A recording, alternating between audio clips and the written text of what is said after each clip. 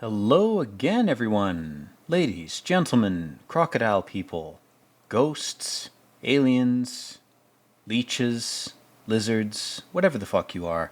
Welcome to the Madman channel. If this is your first time viewing my content, I'm insane. That's the PSA. So, today, tonight, tomorrow, whenever you're watching this, we are watching Midnight Mass. And we've just opened with a nice Jesus fish bumper object on this crashed car.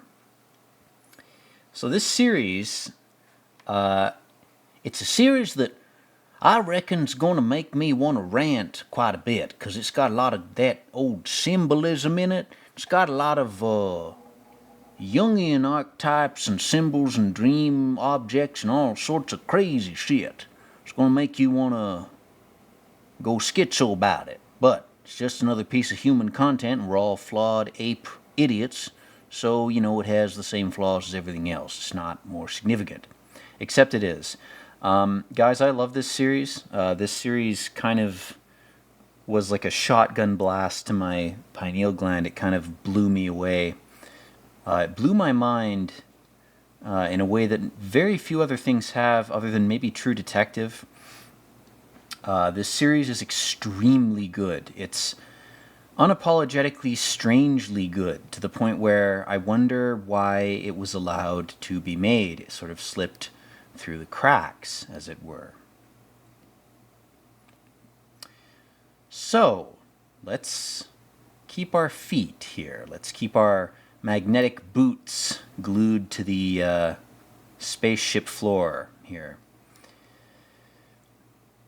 Let's go back to the images we're seeing, is what I'm saying.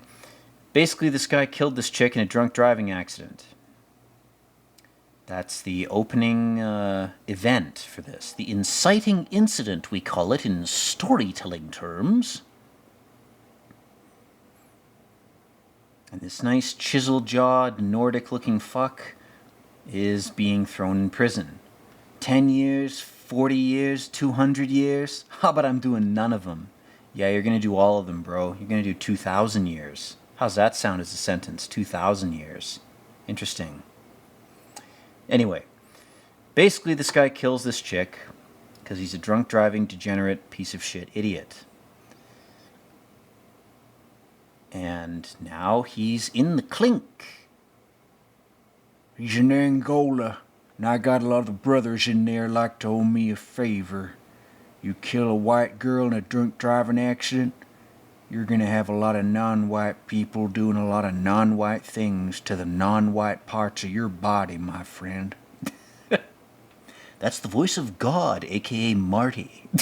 Imagine if God was Marty from fucking True Detective. I'd rather be in hell. That's fucking crazy shit. Anyway, this guy is fucked. He's got to serve his sentence.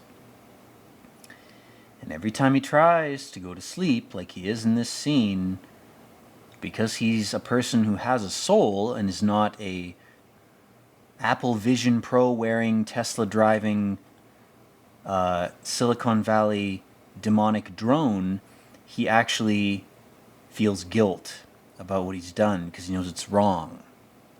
Because it was wrong. You can feel guilt about things that's undue or unwarranted because you haven't done wrong if you have an overdeveloped sense of guilt. Not saying that's not true, but in this guy's case, guys, I think he should feel a little bit of guilt. I think he might just deserve to feel a lot of guilt for a lot of years. And he does. He spends 4 years in prison, as this nice, clean little title crawl implies. And then he gets out. And then we cut to a nice helicopter/drone shot of this Lovecraftian island. Isolated community. Reminds me of a Spectacle Island in Fallout 4. Great building location. You can build a huge-ass compound on that island, and it's very hard for the epic NPC raiders to steal your ceramic and asbestos.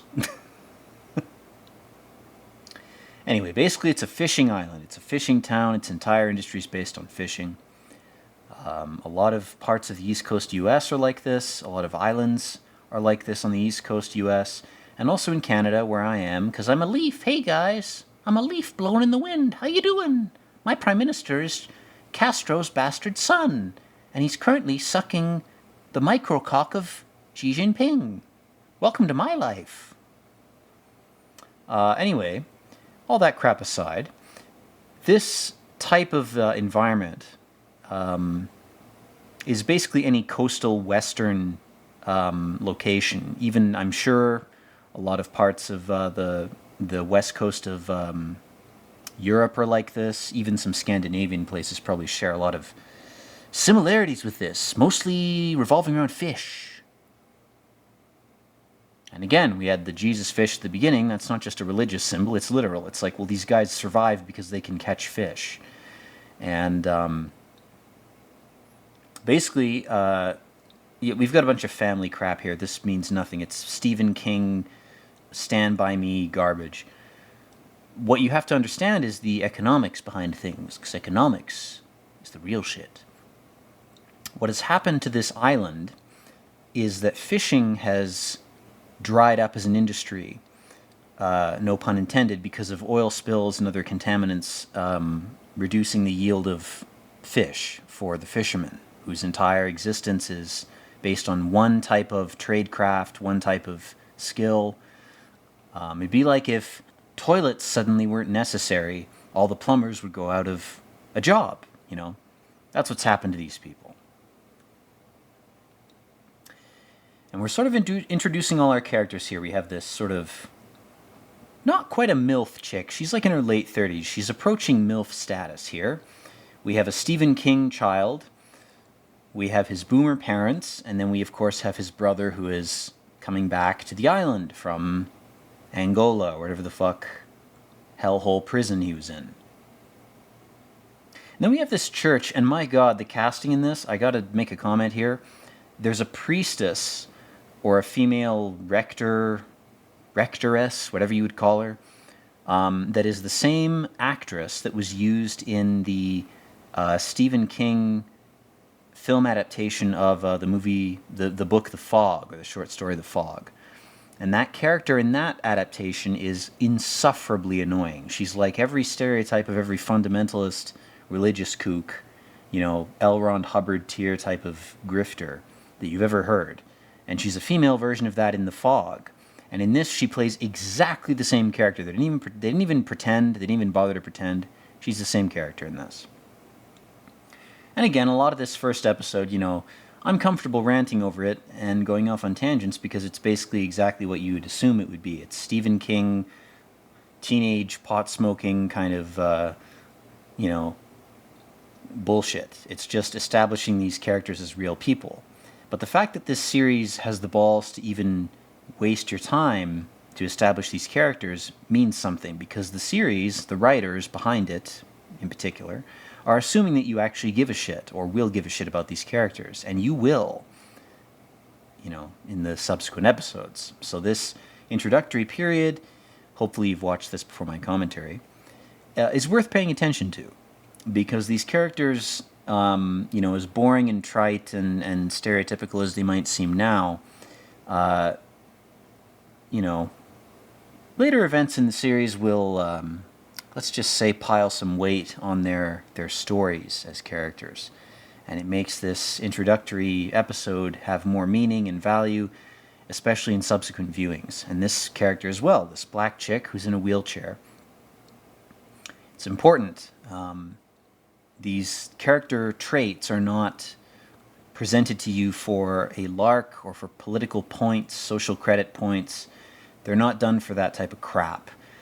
They're done for story-relevant, plot point-relevant reasons. That's the way to weave into a story any type of character who is unique, or who has flaws or physical maladies of any type that you know might seem contrived. The way to make them not seem contrived is to actually make them relevant to the story. And that's what this series does so brilliantly with every single one of these characters, man. It's very good.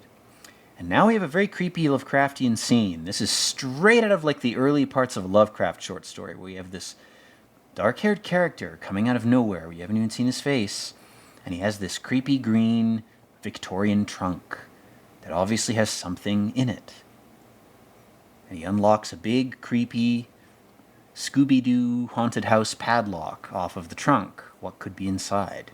Could it be the pirate treasure of the ancients? Oh, you'll have to keep watching to see. And then, of course, we have the three boys. They're going off on a little pot-smoking bike ride. They're going to one of the little islets off of the island, the main island, to smoke the ganja, man. You're going to contact the spirits of North America. Spoiler alert, they're all demons, man. They all want your soul. You just got trolled epically by the machine elves in that respect, my man. Us Jamaicans, we know we live on a little island where the spirits only want us to have illegitimate children, like Bob Marley had 50 illegitimate children. That's the price they pay. They want us to have lots of children and not pay attention to them, so we do it, man. But these white boys in the North America, they got a different price to pay, man. You're gonna see it in this episode. It's a very dark price, man. That's why we stay away from the white folk lands. They are cursed, man. That's what the white folks don't know. They're on cursed land. It's all skinwalkers and other creepy creatures, man. Shout out to my Jamaican viewers, 0 of which of you exist. Your accent is awesome. I love doing that accent. It's such a molassesy, heavy accent, but it's got the sort of it's got this vowel lilt to it that's really fun to do. It's just fun to feel it in my mouth. I just like to feel foreign things in my mouth. That's just, the type of guy I am. It is what it is. So now they're discussing the history of the island. Oh, there was floods and the bodies would come up from the graves and blah, blah, blah. It's all surface level, eyes wide shut, distraction bullshit. This first episode, I almost didn't even want to do a commentary on it because a lot of it is this type of crap where it's like, if you ever watched like Goosebumps or the Canadian equivalent, which was Are You Afraid of the Dark? That's basically what this whole episode is. It's just these kids getting high and drinking beers and thinking they're badass adults and telling each other ghost stories to try to, spike each other's cortisol levels. Like, that's all this is. It's trite, And again, if you watched this first episode of this series back when it came out and you thought this seems like some typical bullshit, why would I keep watching? Please keep watching. This first episode is not at all indicative of what's to come. This series is one of those mini-series that really shines a little over halfway through, kind of starting about halfway through, but it's really the latter half of it that will blow your mind. And unfortunately, you do have to get through Jerry Curl motherfucker here drinking his light beer in order to get to the good part of the show, good part of the series. Because the series is actually trying to tell you something. It's trying to red pill you about L. Ron Hubbard tier religious cults and how they try to hypnotize you. And a lot of it's metaphorical, but a lot of it is creepily literal. The sort of barrier between metaphor and reality, the barrier between the unconscious and the conscious, kind of blurs a little bit.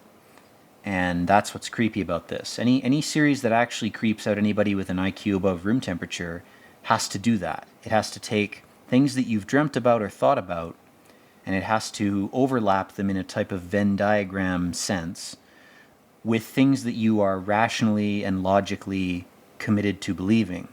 And it has to do that because when it does that, it displaces your faith in your own sense of logic, as well as your adherence to whatever illogical beliefs keep you going in times of emotional distress.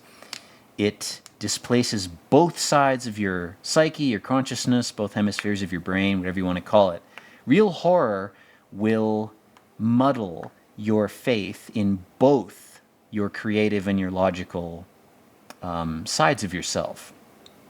And if it does so at the same time, you kind of enter a state of like psychic vertigo where you're like, oh fuck, this could be true or it could not be, or this is making me think that some other thing in my life couldn't be true.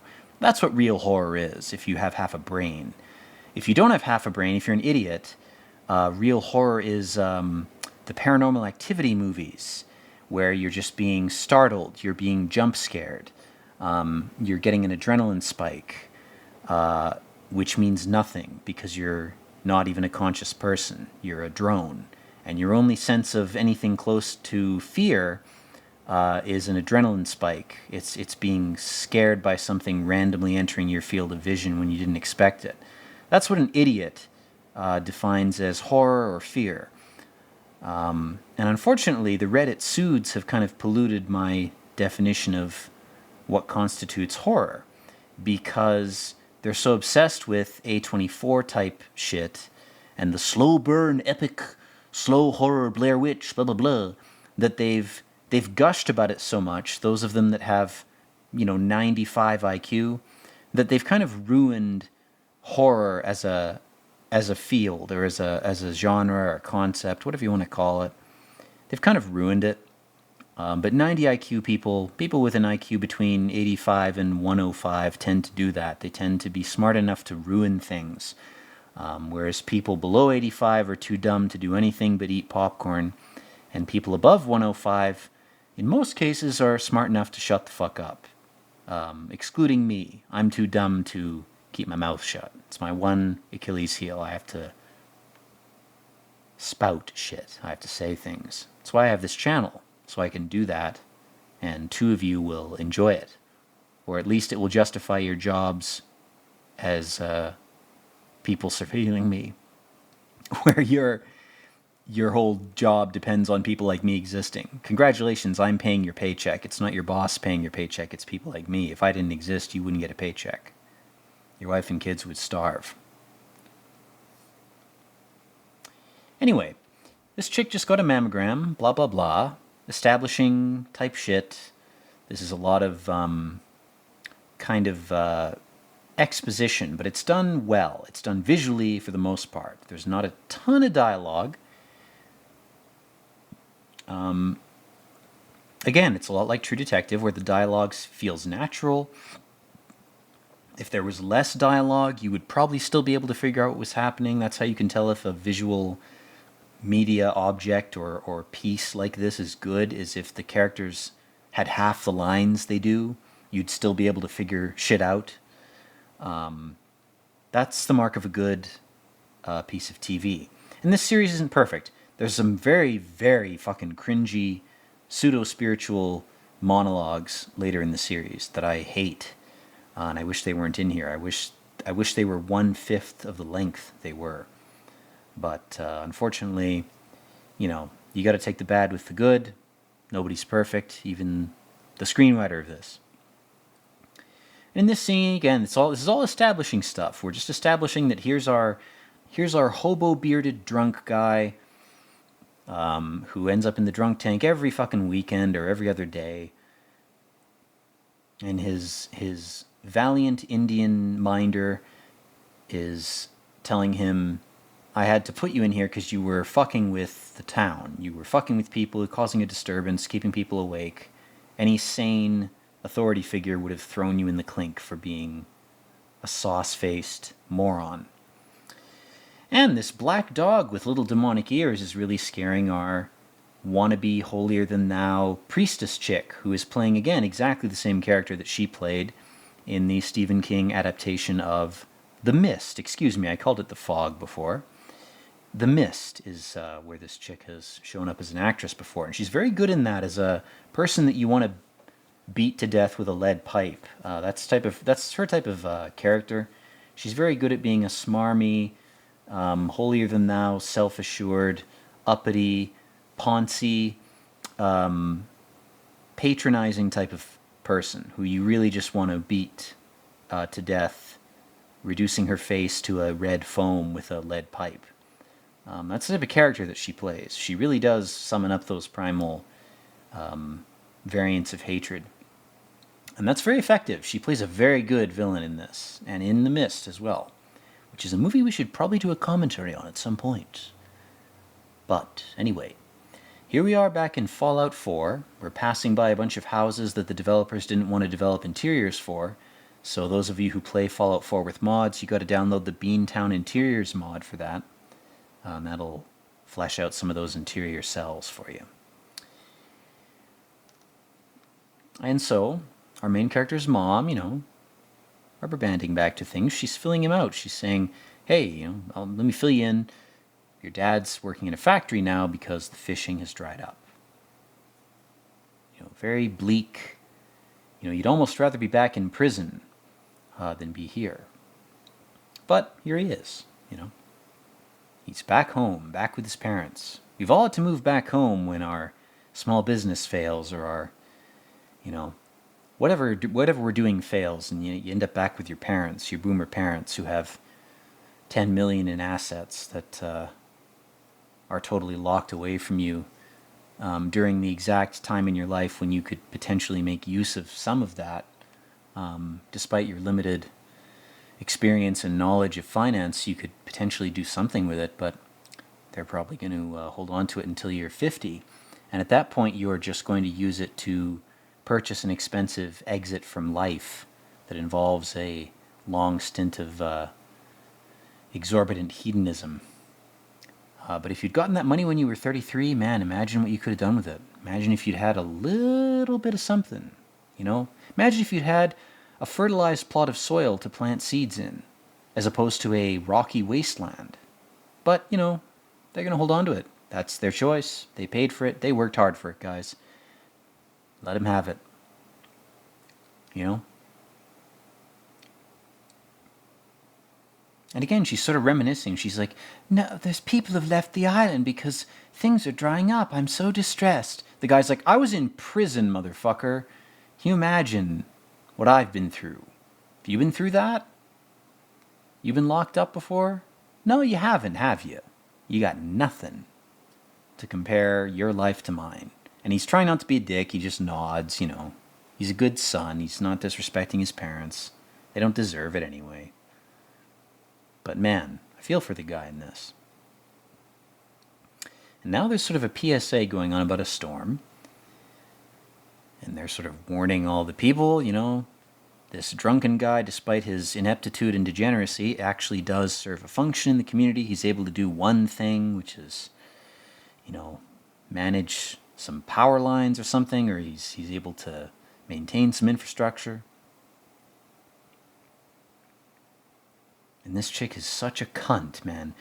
The term Karen does not even apply to her. She's just a cunt.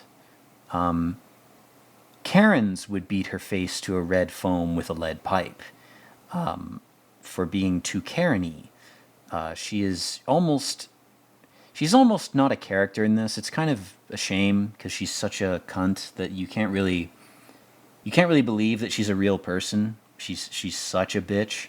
But in the context of the series, it makes sense because, the series needed a character like this. I understand it from a mechanical, logistical writing point of view. You have to have a character that's this much of a cunt. And on a small island like this, if you grew up, sort of isolated and kind of sheltered, maybe you'd have one woman on the whole island who would turn out this bad. I'll allow it for this series, It's believable enough. But, her exaggerated cuntiness does become very obvious. And so now we cut to the epic family dinner table, the most stressful way to eat your food. In an interrogation room where your family subtly and passive-aggressively interrogates you about your day and causes you to have indigestion and no appetite. A good dinner table is one where you tell off-color jokes, where you can't talk like that outside that table, and so it relaxes everyone and they can digest their food and not have fucking acid reflux develop or some kind of weird anorexia. But in this case, we have a poncy, uppity, boomer, white person family that makes everybody at the table feel like they want to puke with every bite. Because they're unaware that eating is not supposed to be a Victorian passive-aggressive interrogation ritual. It's supposed to just be eating food. I mean, my God, man. Those of you who grew up with this will get what I'm saying. Those of you who don't, lean on my exaggerated, dramatic terms that I've used in my little spiel just now, and you'll hopefully glean a grain of what I'm trying to say. If you didn't grow up like this, if you grew up with a family that told, off-color jokes at the table, I envy you. Because I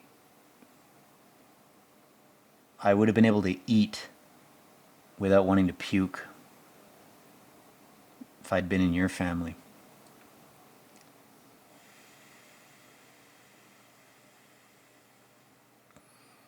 I mean, having somebody interrogate you about daily shit in a sort of aggressive way, passive-aggressive or aggressive, pick your poison. It's like having somebody watch you take a shit. It's like, I can't really shit if you're watching me. I can't really eat if you're interrogating me either. I mean, we gotta do both things. We're human beings. And again, the dialogue that's going on here is not important. It's all establishing shit. That's why I'm ranting over top of it. The younger brother's like, I'm kind of interested in my older brother who's in prison. He kind of seems like a badass with a shaved military head. And the parents are, trying to maintain their rearing of their younger son. They don't want him to turn out like prison boy over here. And they're trying to maintain the sanctity and solidity of their religious community, saying, oh, the priest, he's not that old. He's 90 and he can barely hand out communion, but he's still awesome. Our religion is still perfect. It's ready for the 21st century. It's ready for the 22nd century. And finally the dad chimes in after his stone-faced silence routine is exhausted itself. And despite whatever pills he's on, he can't prevent himself from saying some true shit. It's almost like if you'd said that at the beginning of the meal and framed it in the form of a joke, your kids both wouldn't have turned out like fuck-ups. You have a stoner and a prison boy. Not the best parental record there, my friend. Your mustache clearly isn't exuding the masculinity that you want it to, man. You should just shave it into a Hitler stash or shave it off. And he's laying down some law that's fair here. He says, you're going to at least come to church if we're going to house and feed you. That's fair to say that, man. But the dad is still a prick.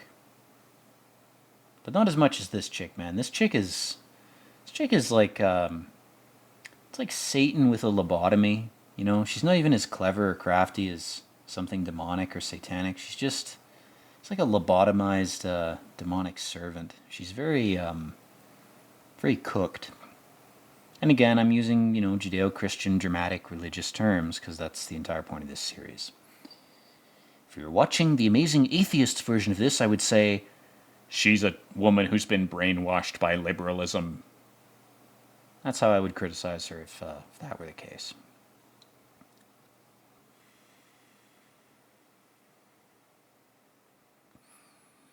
So she's been leading this old priest around. That's the implication. Then she finds the epic Scooby-Doo and the 13 Ghosts ghost chest. What could be inside? She doesn't even have the balls to open it.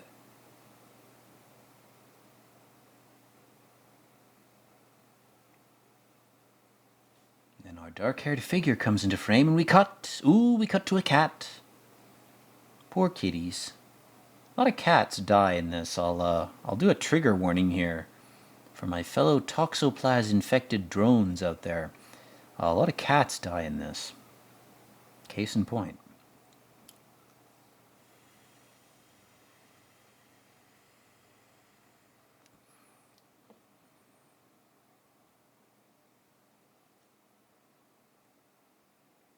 If you have no sympathy for the dead cats, kudos to you. I was around cats from the time I was like 2. So, I was fucked from the start. I have nothing against cats or dogs. They're both very useful, beneficial animals to human beings. But, if you're a cat bro, this series is kind of harsh on them, especially this first episode, guys.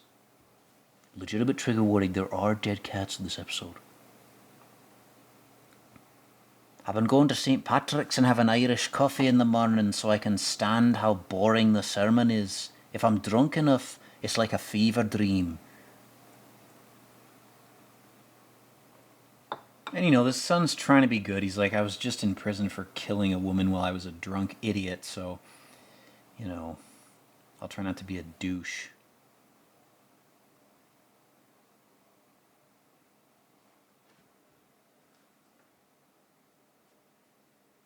He's like, I'm not even going to try to explain to you how corrupt and tainted by human malice, sin, hatred, flaw, and every form of ignorance the modern church is. It's better to make a temple of your own body and make your mind into your own church. That's the whole point. It's almost like that's what the whole point of religion is to personalize it. The mass market religion shit was always for the below room temperature mongoloid drones. It was never for intelligent people. Unfortunately, smart people get roped into it out of a sense of duty. They feel that they have to toe the party line because they get social benefits or social credit points for it. And this is when the ANCAP objectivist individualist part of me comes out and says, don't do that. If your family has to suffer because you wanted to disobey some mass market, mass cultural, religious vampire psyop, don't do it, because it's better to be these guys. And again, I know, the Muslims it's a flood of them, they're invading Europe and the US and blah, blah, blah. They have the balls to not conform to some kind of overarching crap. They have the balls to keep their religion despite being in a foreign country. Kind of like the Plymouth refugees did in the early 1600s, kind of like the Founding Fathers did in the States. So if you're an American, if you like America, you should be sympathetic to groups of people who are rebelling against an overarching social, religious, political, or economic order, even if those people are rebelling against you, because now you're a part of that. Maybe your family's been a part of that for generations, and now there's inconvenient little rats rebelling against your epic designs. Well, your people were those people. And I'm not trying to be a sappy liberal or anything like that, Last thing I want to do is ally myself with any political movement. All political movements are psyop, hypnosis, bullshit. But there are grains of truth in each one of them. There's grains of truth in objectivism and ANCAP type shit. There's grains of truth in Karl Marx, even though he was a Satanist, racist piece of shit. There's grains of truth in everything. That's the problem.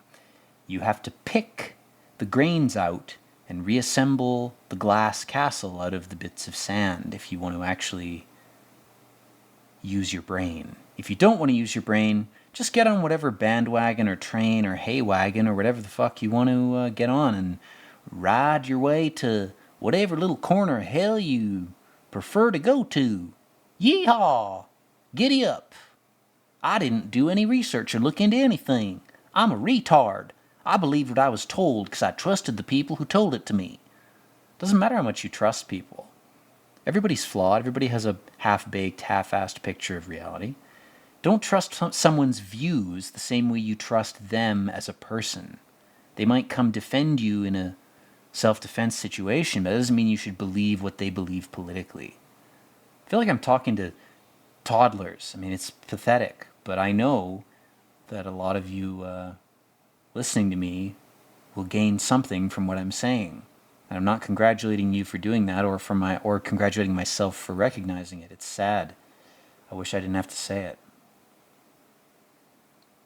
So now this guy's dreaming. He's having some Jungian symbolic visions. He's seeing the chick he killed. He's seeing that he's on a boat. And he's seeing a church with blood on the walls. Ooh, very ominous. Then he's seeing the sunrise.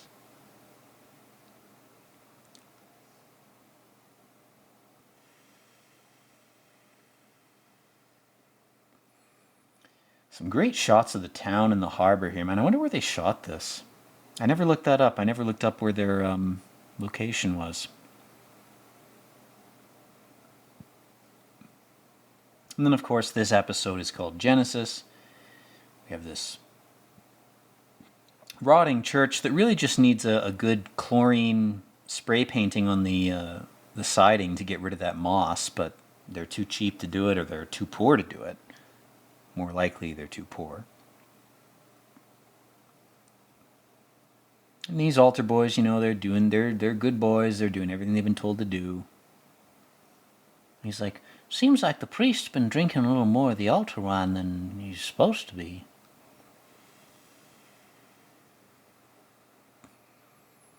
And they're both kind of shocked by the same black-haired guy that enters, almost like they don't know him. He's an unfamiliar, new person, or an interloper, perhaps. Who knows who this guy is? A creepy figure.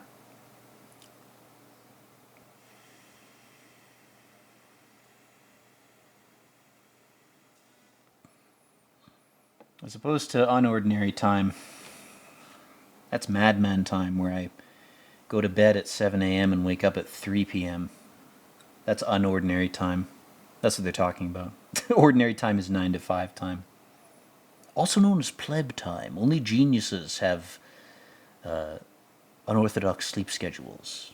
It's not that you're unhealthy and mentally ill, it's that you're a genius.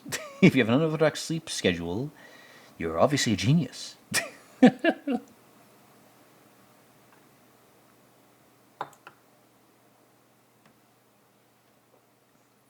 So the introduction of this character is done very well. We never see his face. The framing is done very well. We only see the back of his head. We just see that he has dark hair. That's all we see. And they save the money shot for a while. They keep us all guessing. All our characters are following the scripture. It's almost like reality's a play, and scripture is similar to script for that reason. And finally we see our priest. I'm Father Fake Name, and I was definitely sent here by the diocese. This is totally not a lie. He totally died. I mean, got sick. He's fine. He's better off where you can't see him. How convenient.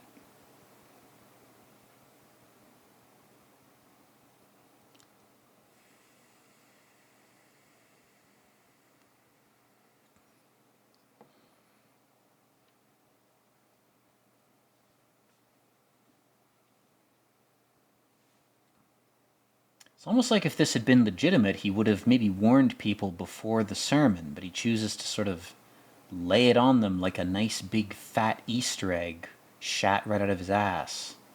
An ass egg. But he's a practiced preacher. He seems to know what he's doing. He's young, but he has a lot of experience.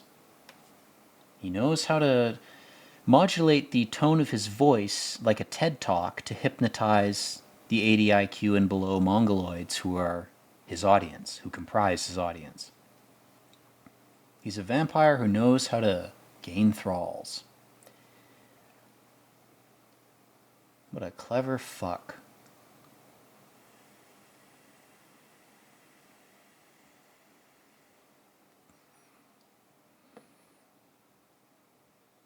He's even inserting like a little note of fake nervousness, like he's a little bit shaky in his delivery. He's humanizing himself by making himself seem a little bit nervous, but he's really not. He really doesn't give a shit. Or he gives a shit in a different way about other things. The performance is meaningful to him in ways that it's not to his congregation, and he's trying to deal with that. It's all these different ways you can interpret his performance, and I wouldn't normally get so detailed about my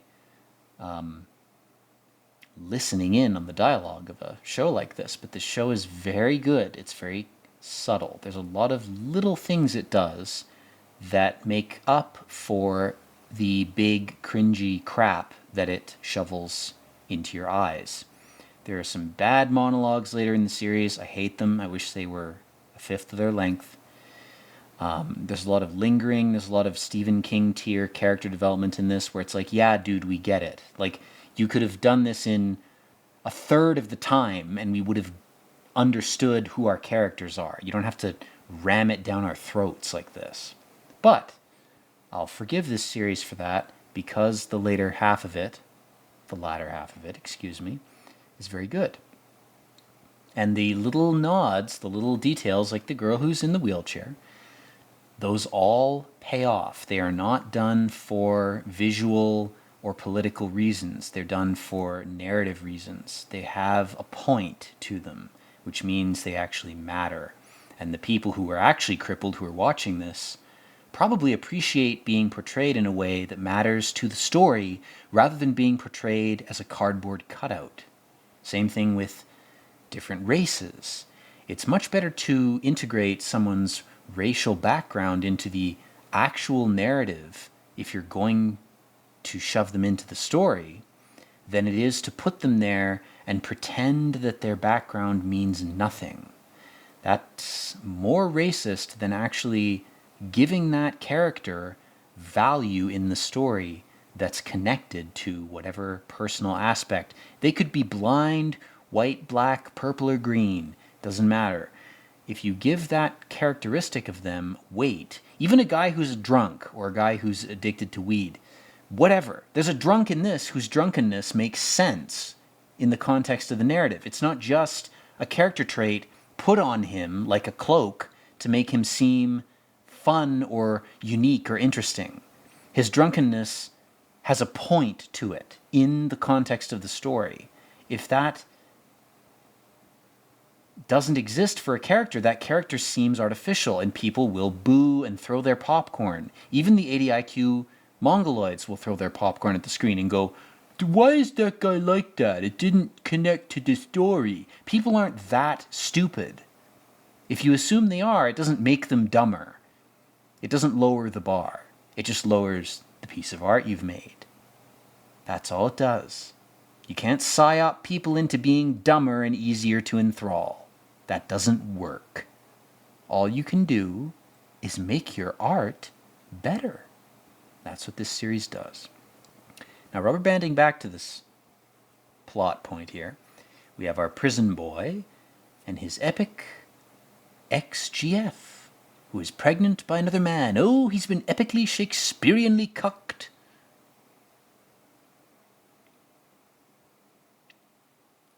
But he's not expecting to be with her. He doesn't want to be with her, in fact. He's like, you know what, I got my own path. I'm going to go off on my own way. I got my own shit to do. I'm not interested in your life, in being involved with it. I care about you. I love you. But when you really love someone, it's not a cuckold thing to leave them the fuck alone. If you love someone and you want them to do well in life, but you acknowledge that your presence in their life is not a good idea for either of you, acknowledging that and living your own life is not a cuck move. The MGTOW extremist idiots will tell you that. They'll say, you should stalk her and try to get her boyfriend away from her, bro. That is childish. That's like a 5-year-old. Like, you took my toy, now I'm going to take the toy and beat you over the head with it. It's that type of behavior.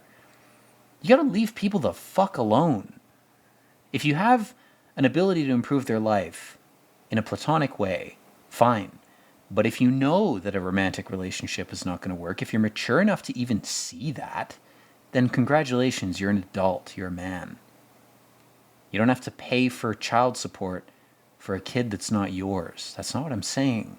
I'm saying you got to know what personal boundaries are and what a healthy friendship is, even if you literally love the person and would have wanted to be their husband. If you whether you're a woman or a man, if you wanted to be their partner and have a kid with them and the circumstances didn't work out that way, it doesn't mean you have to cut that person off and in an emo way never talk to them again.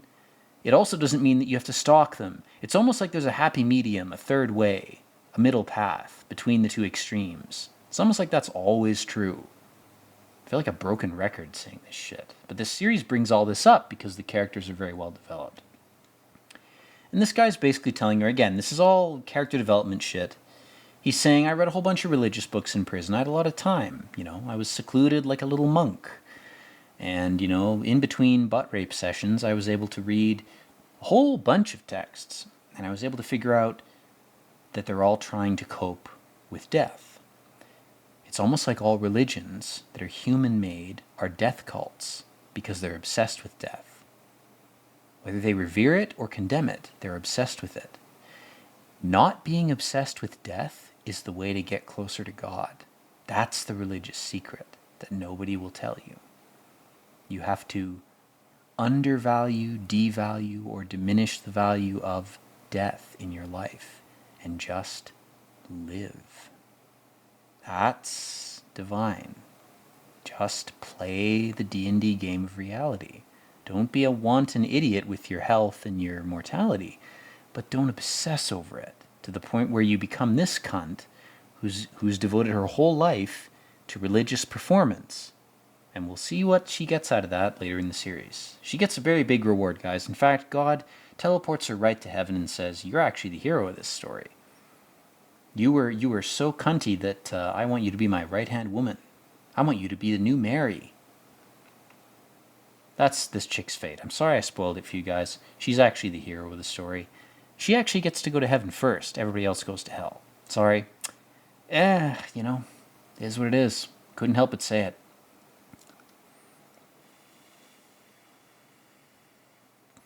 So she's micro-managing this guy's fit. She's like, oh, you wore the wrong robes.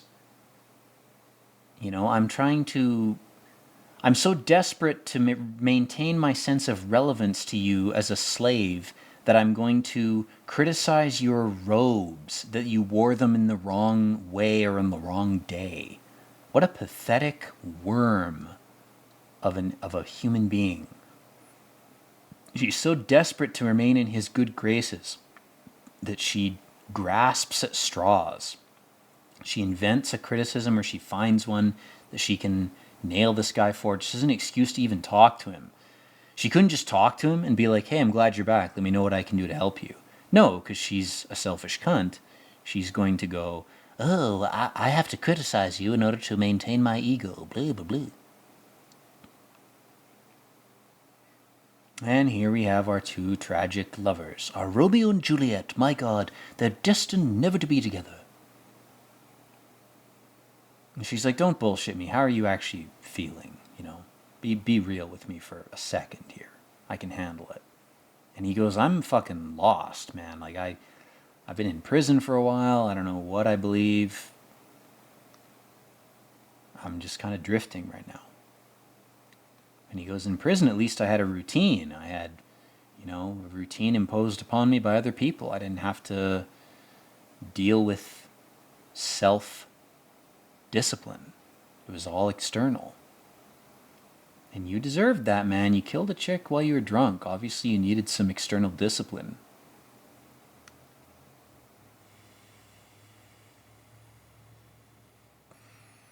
And he goes, you know, I'm not hireable.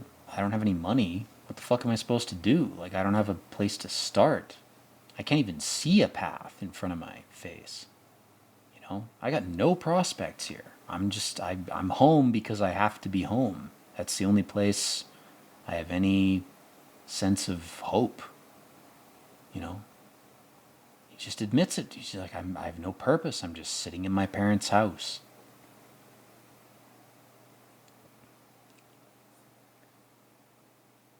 Just existing. Just living. Again, we've all been there. And he thinks he doesn't even deserve to be alive. Now that's somewhere not a lot of us have been. You're in a position of relative comfort and neutrality, and you don't even think you deserve that. You don't even deserve the baseline. That's how I feel.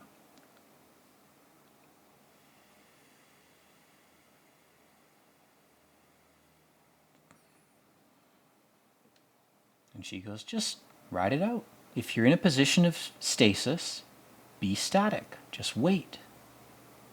There are times when waiting for something to happen is not a cop-out. It's not sloth. It's a genuine strategy that you just have to adopt. And she goes, I'm sorry, you know, shit happens, right? This chick gets it, man. She's like, life will toss you around like a boat in a storm. You just gotta pull the sails in whatever fucking direction you can pull them. And he knows she's right. He hates it, but he knows she's right. Now we cut back to our epic Indian call center police chief. He's trying to get people to enroll in Durgasoft. You'll learn Java faster than you ever could in any other context. But for real, this guy's a good character. Also, he's Muslim, not Indian. I was just making a joke. But he's a good character. He has some interesting lines and some interesting plot points. And again, we get these details. The series, God, so few series do this. These details where they have them putting plywood over the windows to prevent the windows from breaking. We have the floodwaters slowly going over the little walking bridge there. The little wheels spinning. That's great, man. This reminds me so much of True Detective Season 1. I mean, it does so much more than it needed to do. It does more than the minimum. It goes over the minimum Netflix 80 IQ audience shit that it needed to do. It does way more. And, you know, this first episode, again, it's not great.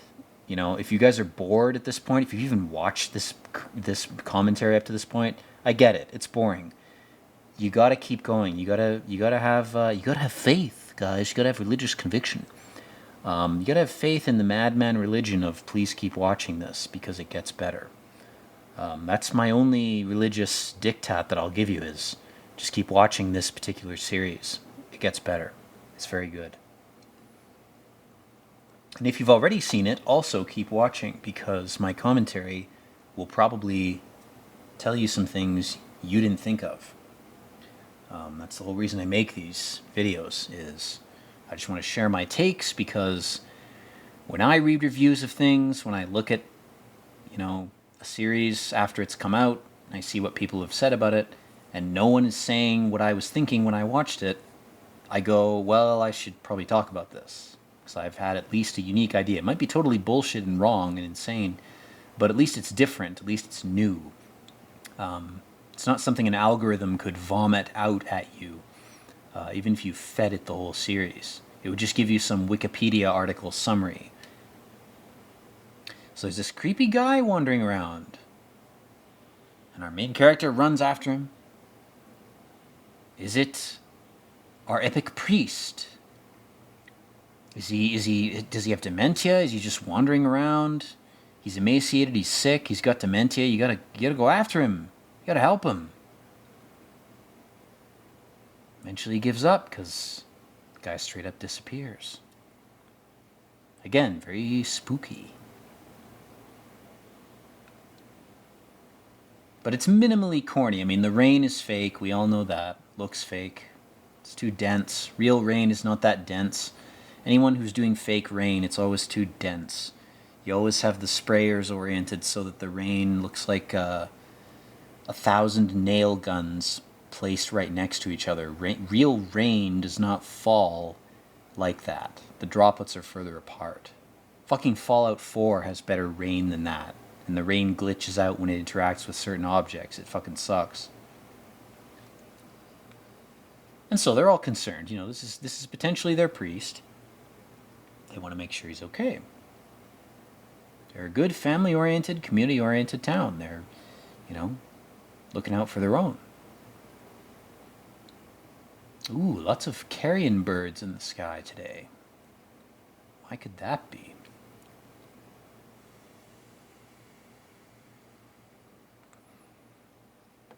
Man, I've been playing too much Fallout lately. Various incarnations of the Fallout games.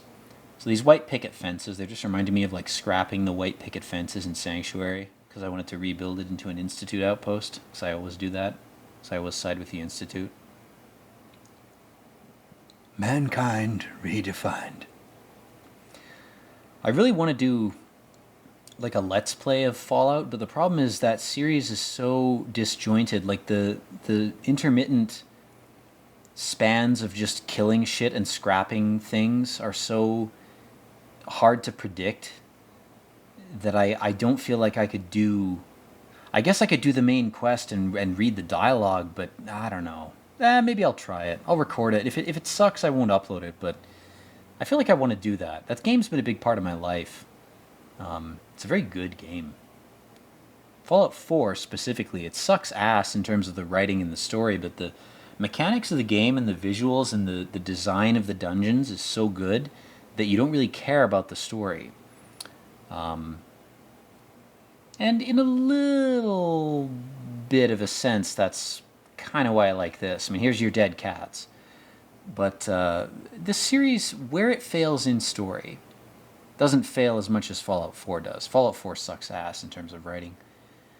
This series, where it suffers in its writing, it makes up for it in its set design, its detail, and in the general progression of the plot. It's very good in terms of what it's trying to say. And its sins of bad writing are minimal. Again, makes up for them.